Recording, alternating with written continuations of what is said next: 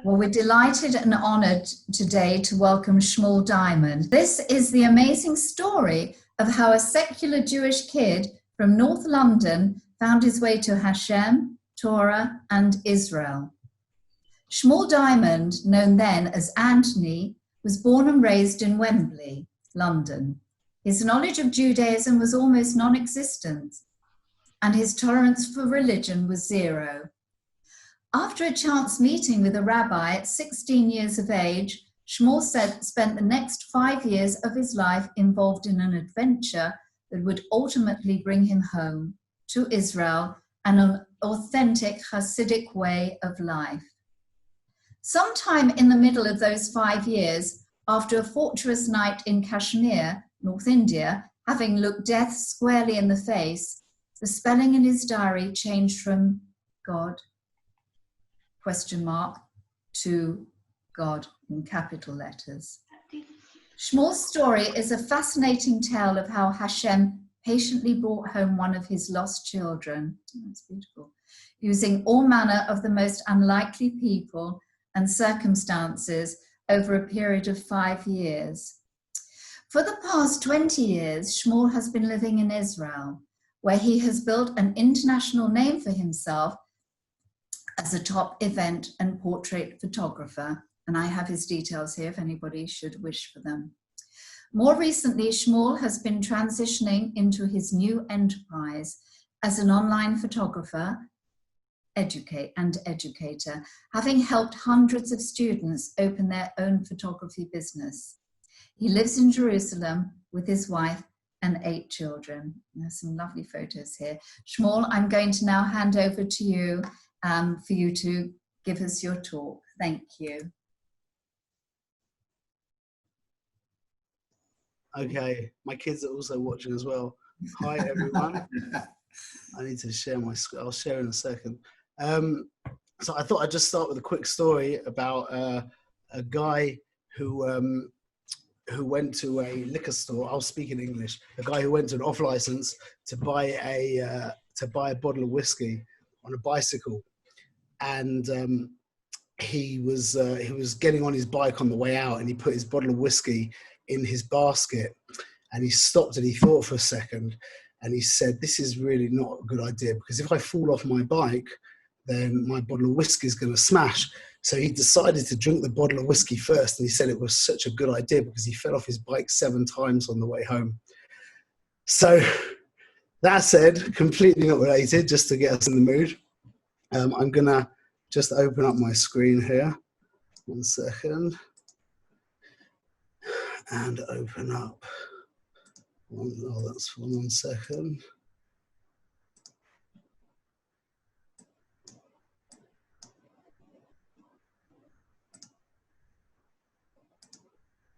Okay, so there's a Gemara that it says the rabbis ask a question on Purim. Why? I should also say, by the way, first things first, it was so nice to see all those faces of all these people that are just so many people from the past to see. It's a lovely thing. But the rabbis ask a question about Purim, why we don't mention Hallel on Purim. We don't sing Hallel on Purim, which is praises to God, whatever. And they answer that the actual reciting of the Megillah itself is considered a praise to God. And the rabbis learn from that our own stories, our own life stories are really the ultimate praise to God. When we actually see his hand in our life moving us from place to place and weaving the beautiful tapestry that makes our lives, when we can appreciate that, that's the ultimate praise to God. So this presentation, this short presentation, hopefully is my praise to my Creator. So it starts like this. As a little background, this is me. I'm one of 3. This is my big sister Susie, my little sister Jo. This is us a few years ago. My dad and my mum. I grew up in North London as a secular Jewish kid. These are the schools I went to. I was at Mount Stewart as primary school. There I am. I want to just bring this guy out. That's me over here. Doesn't this look like a United Colors of Benetton advert? So colourful. Anyway, so my next school was QE. This is me in QE, a little bit more uniform, I suppose. And then after QE had had enough of me, I went to John Lyons School in Harrow. There I am, nice and fat. This was us having a cigarette behind the bike shed. Anyway, so I grew up with a real, my earliest memory, I remember with my dad in my grandma's house, literally on my earliest memory when I was like 9 years old, was lying on the couch next to my dad, and someone was talking about God or the afterlife or something. We never spoke about God or the afterlife. And I remember turning around to my dad and saying, like, isn't that just the most stupid thing? Like, when you die, it's like they turn off a machine and it's finished. And my dad said, yeah, it's ridiculous. So I grew up in this world where the concept of God was just silly. It was just babyish. It wasn't even something you'd entertain. It was just silly. So that was the place where I was coming from. So this was my bar mitzvah, 1991, which was the end of my Jewish career. I remember like those like bad 1980s films where they run out of school and they throw their books in the air. That was like my bar mitzvah was the end of my Yiddishkeit, as opposed to what is meant to be the beginning of your Yiddishkeit. This is where we lived, just a regular, middle-class family in North London, 27 West Hill. Anyway, so the story, this again, another couple of pictures of me. This was me with stupid haircut, me and my friend Josh playing pool. This was my first car. Just look, these were hanging around Edgware Station. That was our life.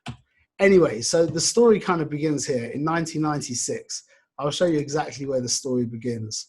The story begins at Kenton Shul, or more to the point, in Kenton Clubhouse, just over here. Okay, I don't know what that is, but anyway, this is Kenton Shul, the shul that I was a member of that I never went to. But we used to go to the clubhouse and play pool and smoke cigarettes. It was free. And it was easy. So we were hanging out there, and this man, Rabbi Miller, inadvertently walked in. He was the new youth rabbi of Kenton Shul. And there'd never been a youth rabbi there before, and he walked into the wrong building, and I was there playing pool, and I'm a chatty guy, so we said hello, we introduced ourselves, and after a few minutes, I showed him to the right building, and that was it. A few days later, or a couple of weeks later, a month or so later, I bump into him. I was playing with my friend Michael Erdman. We were playing around in a petrol station near a house, and he drives up in his station wagon, and we knew each other, obviously. So he invited me for Pesach, for a Seder. And I went. It wasn't a spiritual experience. It was fun. It was very lively. But from then on, we created this connection with each other. And I think I probably went to his house. I went to his office once a month or something. And I'll hear Ray and Bernard with this, Stefan. So I went once a month or so, and we used to speak. We used to basically argue about God and spiritual things. And at the end of our meeting, every time it was always left that, okay, there's this book that you're claiming is written by God. It's written in Hebrew. I don't understand Hebrew. I suppose one day I'm going to have to go and study it to prove you wrong. But that was how it always ended. Anyway, I was kind of disillusioned with life. Life was not giving me what I wanted. And my friend Stefan had convinced me that I should go traveling. So this was when Plan India was conceived. This was in 1997. And I decided that I was going to go to India. However it would work out, with whoever, however, whatever, at the end of 1998. On the way there, forward now to August of 98, this is my friend Michael. I went to meet him in Israel for a week, just to tour around for a week. He was staying at a kibbutz, and wherever there was a party there at the kibbutz, and everyone went to this party, and I sat, this is me and Mike, I sat with this guy called Drew from Edgware. Me and Drew spoke that night. I don't know anything more about him. He was Drew from Edgware. I think his name was Andrew from Edgware. Me and Drew spoke that night for about 3 hours. It was a very deep spiritual conversation, whatever. When we left, he wrote 3 books on a piece of paper for me. And we said goodbye. I put the little piece of paper in my wallet, and we said goodbye. I never saw him again. And then India began. My trip to India, this was in November the 5th, 1998. If you see here, one second. I shaved my head a couple of weeks before. My dad wasn't too proud of that. Wasn't so happy. That was me a few months later after my hair grew back. Anyway, so I went with a guy called Ben Matthias. This is Ben Matthias. He was literally the most eccentric character that I knew, maybe equaled by his brother Daniel. But we went to India together. This is the map that the guy from the travel agent gave us to. You're interested, you'll note here that this area, this is Kashmir. This was in 1999. Apparently there was a war going on in Kashmir. And the only place he told us, you can see actually crossed this area out. The only place on the map he said don't go to, and his words were, I would send you there if I didn't like you. I remember that clearly, was Kashmir. Anyway, we ended up there immediately. We landed in Delhi and immediately went up to Kashmir, however that happened. I'm just going to show you quickly the place. I found this on YouTube just to give you an idea of this place where we went. It's really a town on a lake. Okay, this is literally how it is. We stayed in a place like this, and this is it was just something like you'd never seen. We lived on one of these boats here like this. It was completely wacky. I've never seen anything like it. I've still never seen anything like it. Get out of this 1 second. Okay. Anyway, that first night, this is the entry in my diary. The first night in Kashmir, the most defining day of my life, the most cathartic experience possible. I accepted death and I expected death to be written completely.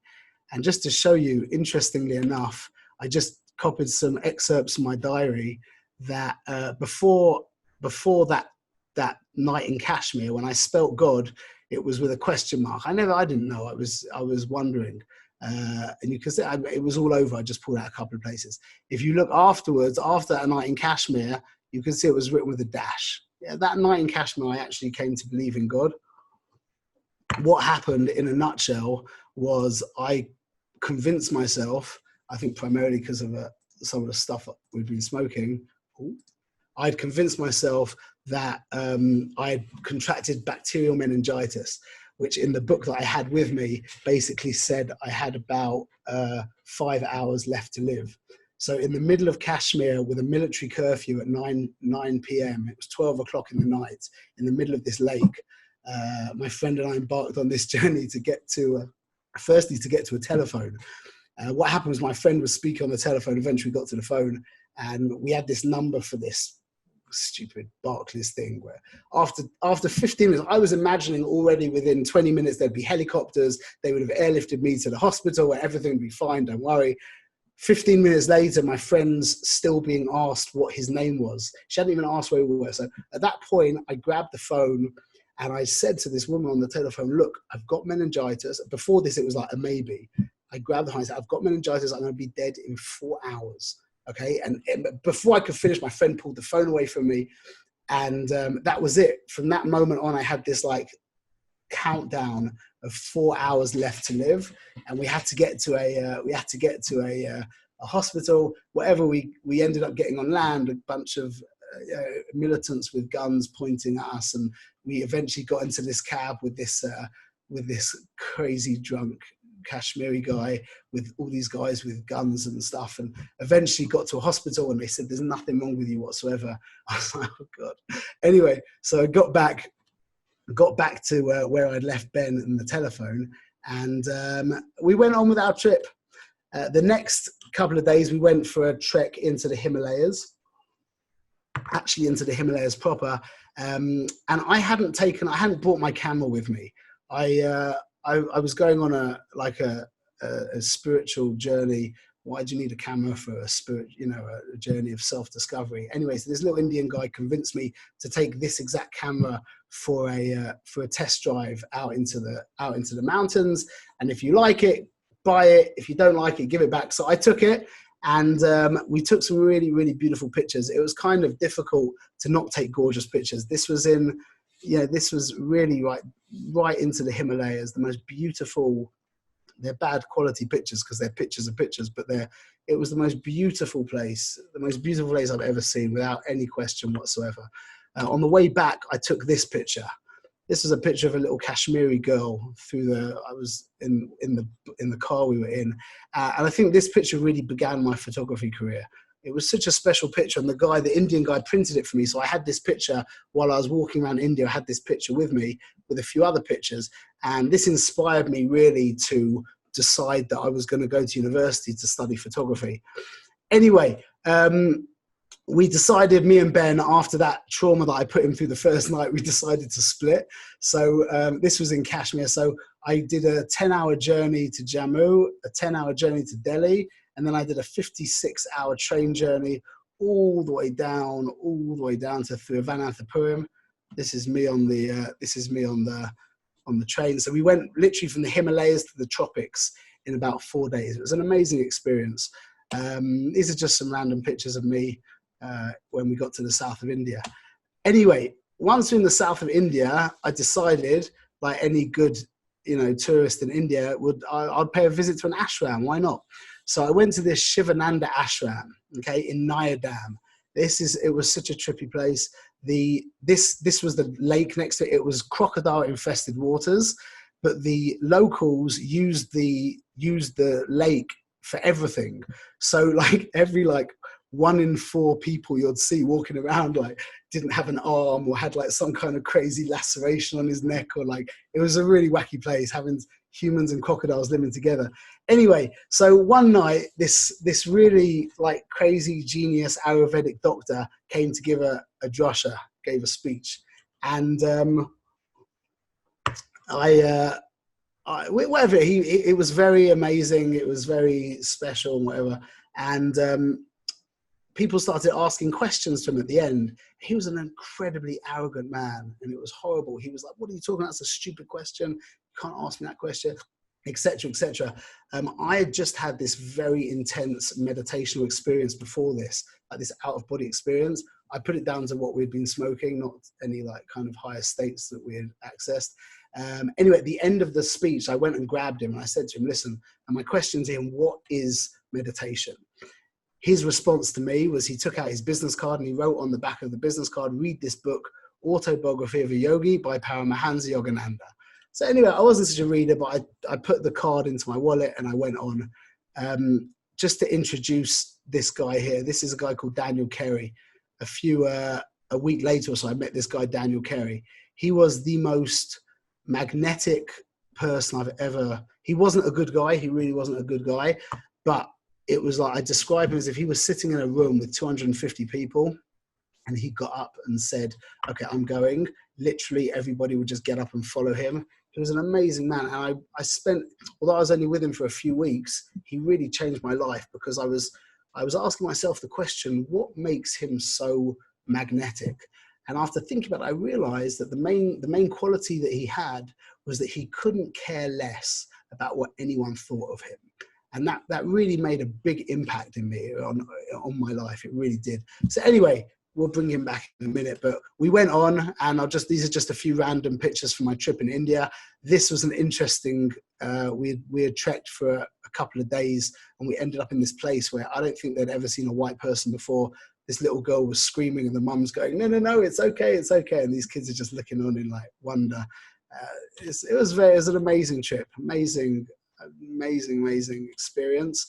Not always so pleasant, but definitely amazing. I always say that the 3 things that I took back from my trip in India was I could eat anything, I could sleep anywhere, and I could wait any amount of time. Nowadays, I'm really fussy, and I can only sleep if I have my special pillow, and I've got no patience whatsoever. But back in those days, I had gotten to that place. Anyway, I got back. I had taken 720 pictures, 20 rolls of 36, which in those days was considered a lot of pictures. Nowadays, I could take a family to the old city of Jerusalem and within an hour shoot over 1,000 pictures. So anyway, but so I got back to England. I developed my picture. This is just a selection of a few pictures that I took while I was touring India. This is really what inspired me to photography. It was just the most visually splendid place. There was so much squalor as well, but it was just such a feast for the eyes, like over and over and over. Anyway, so once I'd gotten back to, once we got back to England, I decided now that it was time to go to university. I was going to study photography in Manchester University. When I got back, I uploaded some of my pictures or scanned them in, whatever, and the folder that I had on my desktop was called Diamond Images, which later became the name of my business, Diamond Images, Fine Art Event Photography. Anyway, the interim between that April and going to university, I had a job in Jessop's in New Oxford Street, which was fun. And then it was time to go to university. On the way up to university, I stopped by that guy, Daniel Carey. Remember I mentioned to you Daniel Carey? So on the way there, he literally lived on the way to university in like Rushton. And I stopped off. He gave me this book. He said, my name was Tony then. Tony, read this book, The Alchemist, yeah? So anyway, in a nutshell, I found out years later that this book, The Alchemist, is actually a story by Rabbi Nachman of Breslev, a famous Chassidic Rabbi. And the story that Paul Ocello wrote was of a guy in Morocco who had a dream that there was a treasure waiting for him in Egypt. And he went on this crazy journey from Morocco to Egypt, and he's literally on his hands digging in the mud for his treasure that he had seen in his vision, in his dream. And this guy comes up to him out of nowhere and says, are you crazy? He said, last night I had a dream of a treasure, and he described the guy's kitchen back in Morocco and like the wall and a tree and whatever. And he said, do you think I'm going to go and check that out? Are you crazy? So the hero of the story took the hint. He went back to Morocco and he found the treasure in his kitchen. So that really resonated with me, because I wasn't firm in any way. I wasn't showing Torah mitzvahs at all, but it made me realize maybe that there's something going on with my Judaism that I have to go and search out. Anyway, I ended up at university. Probably better not to speak about university so much. It was a haze. It was a complete haze. One good thing came out of my experience at university. I was there from September 99 to December 99. I didn't last it out too long. And it was this book. I wasn't a reader at the time, so these few books that I've mentioned to you were literally the only books that I read at this time. This book was called The Celestine Prophecy, and I summarized it as it basically said spirituality is real and it's worth seeking. It's something that you should go and look for.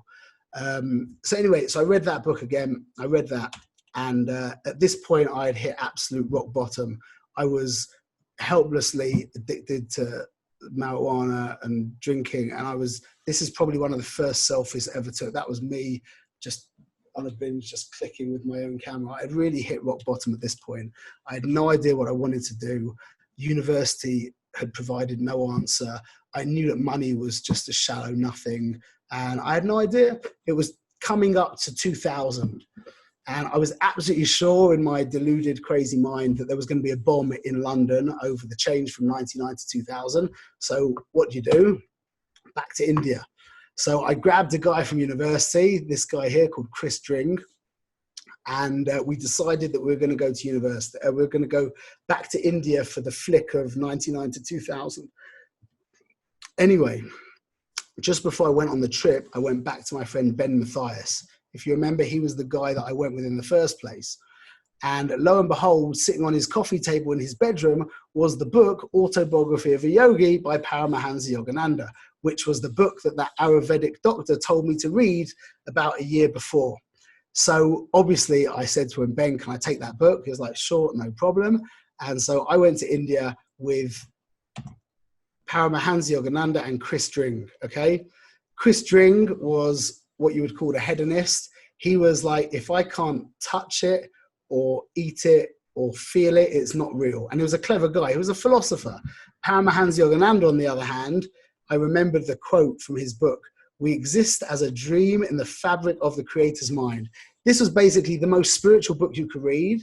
And this was basically the most material guy you could ever imagine. So here I was, poor Shmuel, in a complete state, no idea what was flying, where I was going, what I was doing. I've got this crazy spiritual book and this crazy physical guy. And like, I'm reading these chapters from the book. I was with him for a month. I had the book for a month next to Chris for a month. And I'm reading these chapters from the book, and it's saying things like, that the world is just a manifestation of the mind of the creator. And Chris is like, that's so stupid. How does he know that? How can he say such a thing? And so I always joke. I say that if it wasn't for Chris, I would be in India in an ashram right now. And if it wasn't for Paramahansa, I would be an accountant or a lawyer in London. I'm joking, no offense to any accountants or lawyers. But that was how it basically came out. So I got back from India, and I was absolutely at a loss. And the only thing I could think of doing was to go to Israel.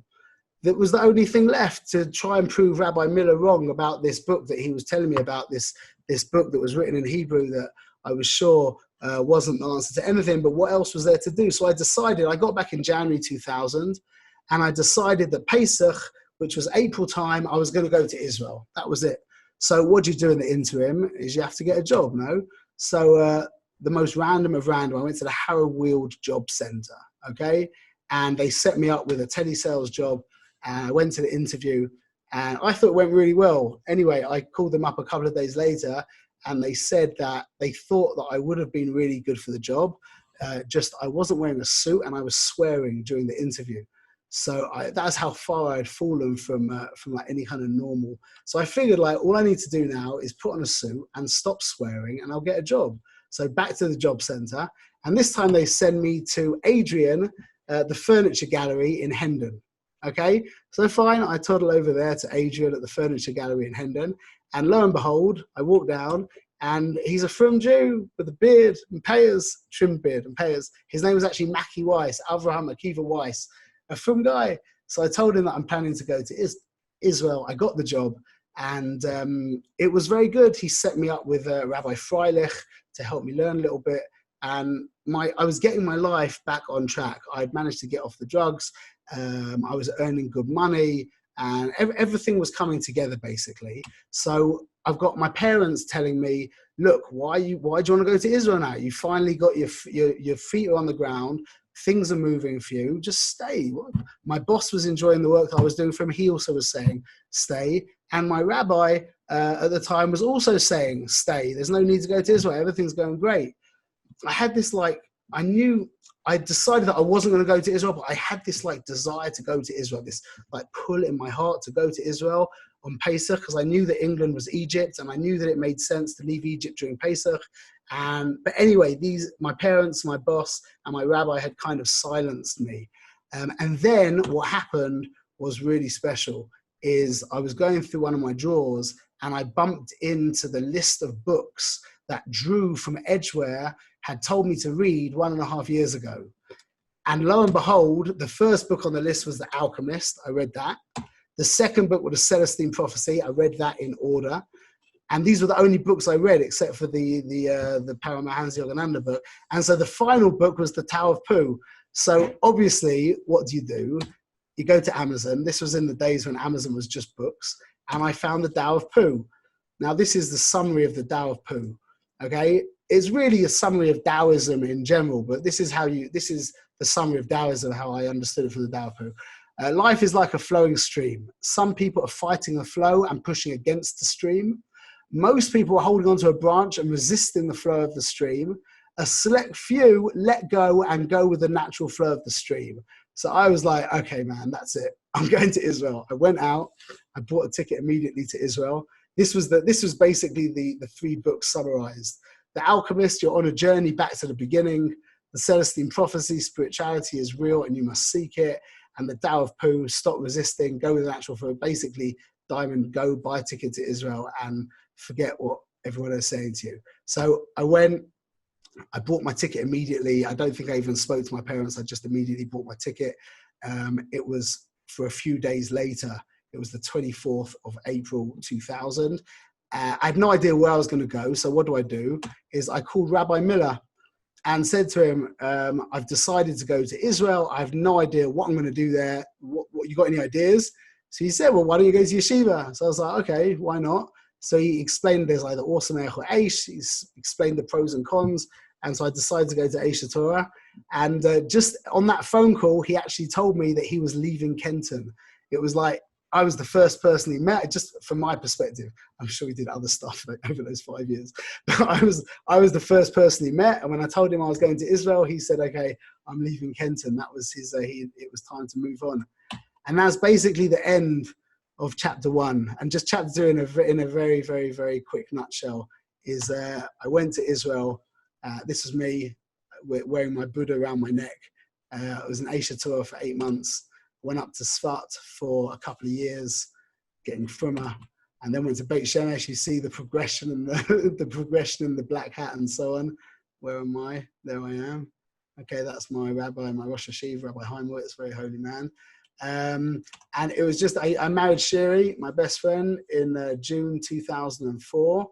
And we had our son, our first son, April 28th, 2005, which interestingly enough, I just found out just now, was the 19th of Nisan.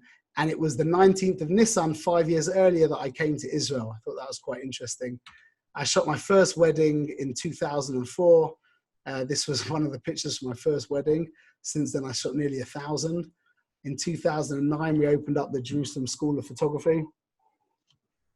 And then we rebranded in 2016 to Shmuel Diamond Photography Limited, which really put us on a whole different plane, which was a good idea.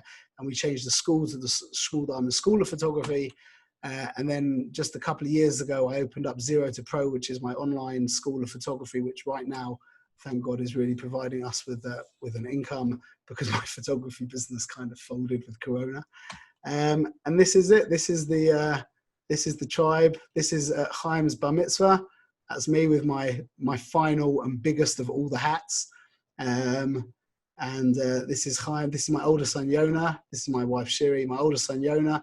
Chaim, Dina, Esther, Eliezer, they're twins. That's Yochanan. There's Elisheva, and there's Shimon Gavriel. And this is the most recent picture of all the pictures. This was taken just this month, just a week or so ago. And that's us. And that's really the end of the story. Thank you, God.